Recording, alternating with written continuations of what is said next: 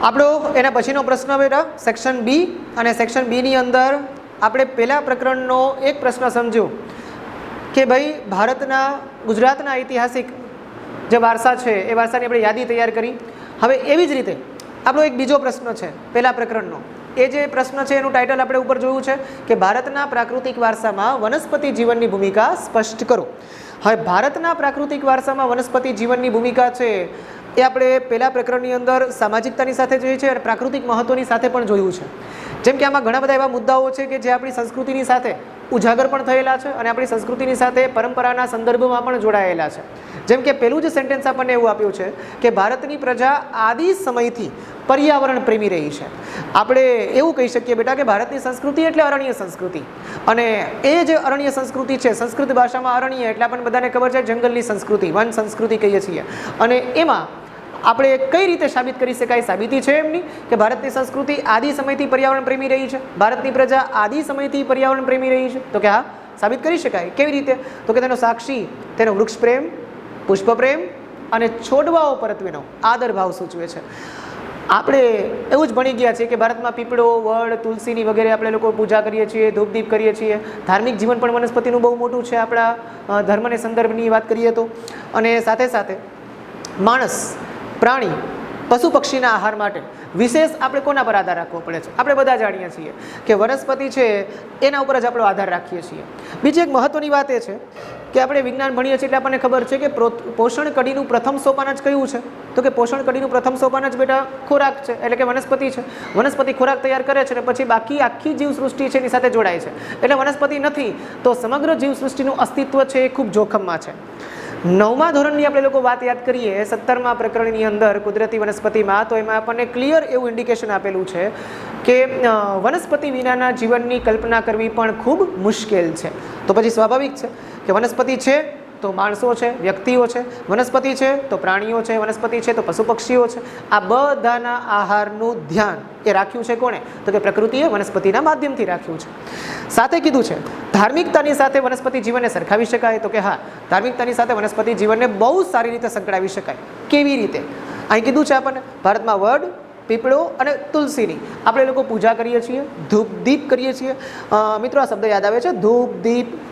આપણને ધૂપ દીપ અને આરતીથી પૂજા કરવાની પરંપરા કોણે આપી છે? આ જેવું વાક્ય બોલાય તરત જ આપણને રિમેમરાઇઝ થાય, આપણને તરત યાદ આવે કે ભાઈ આ ધૂપ દીપ નામનો શબ્દ આપણે સાંભળી ગયા છીએ, દ્રવિડોની પ્રજામાં સાંભળી ગયા છીએ, આપણે દ્રવિડ નામની પ્રજામાં સાંભળી ગયા છીએ. તો એમણે પણ અહીંયા છે એ સંસ્કૃતિનું મહત્વ આંક્યું છે, વનસ્પતિ જીવન સાથે જોડેલું છે.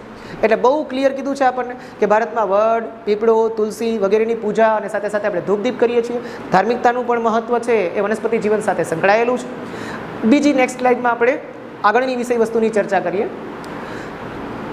આગળ આપણને એવું કીધું છે વડ સાવિત્રીના વ્રતમાં આપણે લોકો શેની પૂજા કરીએ છીએ? તો કે વટ સાવિત્રીના વ્રતની અંદર આપણે લોકો વડની પૂજા કરીએ છીએ. અને તરત જ નીચે આપણને આપ્યું છે સામાજિક જીવનના મુદ્દાઓ. જેમ કે આપણને બધાને ખબર છે અનાજ, કઠોળ, તેલીબિયાના છોડ, ધનધાન્યથી લહેરાતા ખેતરો, વન સમૃદ્ધિથી ભરેલા જંગલો અને ઔષધિઓ માટે ઉપયોગી છોડવાઓ, વનસ્પતિ પણ લખી શકાય, એ આપણી અતિ પ્રાચીન કાળથી આપણા પ્રજાજીવનને સમૃદ્ધ બનાવ્યું છે. આપણે ગુજરાતી ભાષામાં એક સરસ મજાની કહેવત છે ને કે પહેલું સુખ તે જાતે નરિયા, બીજું સુખ તે ઘેર દીકરા, ત્રીજું સુખ તે કોઠીએ જાર. એટલે કે અનાજ છે એ આપણી પહેલી પ્રાયોરિટી છે.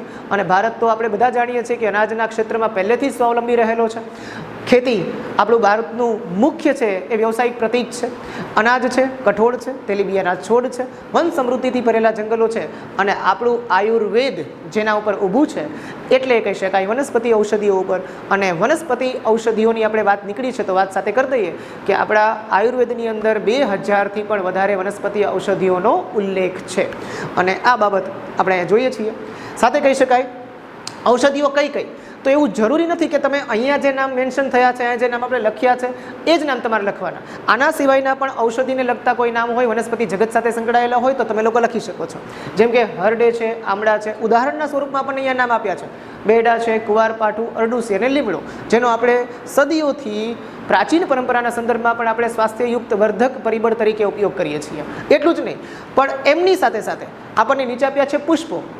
ઉપરના મુદ્દાની જેમ જ કે જરૂરી એવું નથી કે અહીંયા તમે લોકો આ જ પુષ્પોના નામ લખો, આના સિવાયના પણ પુષ્પોના નામ લખી શકાય. અહીંયા આપણને એક્ઝામ્પલના રૂપમાં આપ્યા છે કે મોગરો છે, ગુલાબ છે, કમળ, ડમરૂ, સૂરજમુખી, ચંપો, નિશિગંધા અને જુઈ.